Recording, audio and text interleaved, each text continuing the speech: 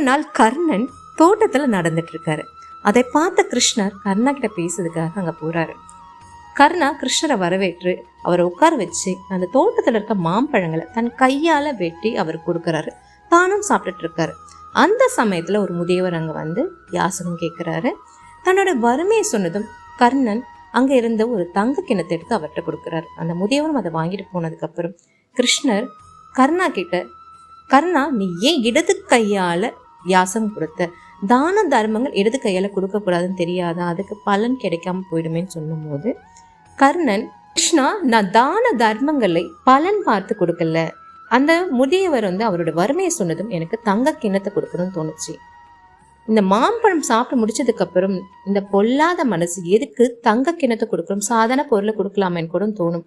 அதனால நல்ல விஷயங்களை உடனே செய்யணும், காலம் தாமதக்கூடாதுன்னு தான் நான் தங்க கிண்ணத்தை இடது கையால கொடுத்தேன் அப்படிங்கிறாரு.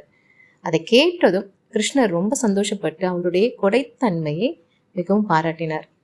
எப்பவும் நாம நல்ல விஷயங்கள் செய்யணும்னு தோணுச்சுன்னா உடனே செஞ்சிடும், காலதாமதம் கூடாது. ஏன்னா இந்த மனசு மாறதுக்கான வாய்ப்புகள் அதிகம். நன்றிகள்.